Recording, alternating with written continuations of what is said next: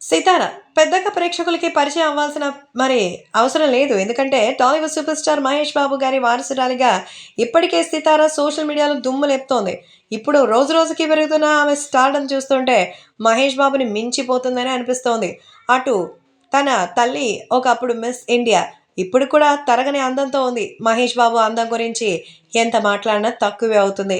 అలాంటి ఇద్దరికి సంబంధించి మిక్సీలో నుంచొస్తే ఎలా ఉంటుంది?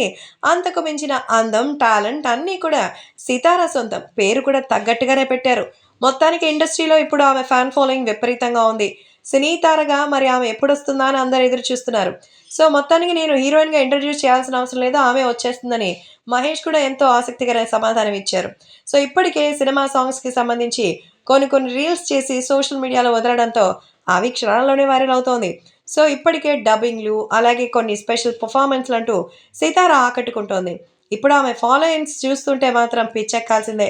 సో, పెద్ద మొత్తంలోనే ఆమె మంచిగా సంపాదిస్తోంది. ఇన్‌స్టాగ్రామ్ ద్వారా సితార నెలకెంత సంపాదిస్తుందో తెలుసా? అక్షరాల రూ. 30,00,000. సో, ఈ వార్త అయితే సోషల్ మీడియాలో ఎంతో ఆనందంగా ఉంది. కేవలం సోషల్ మీడియా ద్వారానే 30,00,000. ఆమె కమర్షియల్ యాడ్ చేస్తోంది, డబ్బింగ్ చేస్తోంది, ప్రమోషన్స్ చేస్తోంది. వామ్మో! పెద్ద పెద్ద సెలబ్రిటీలకు కూడా ఇది సాధ్యం కాదని చెప్పాలి.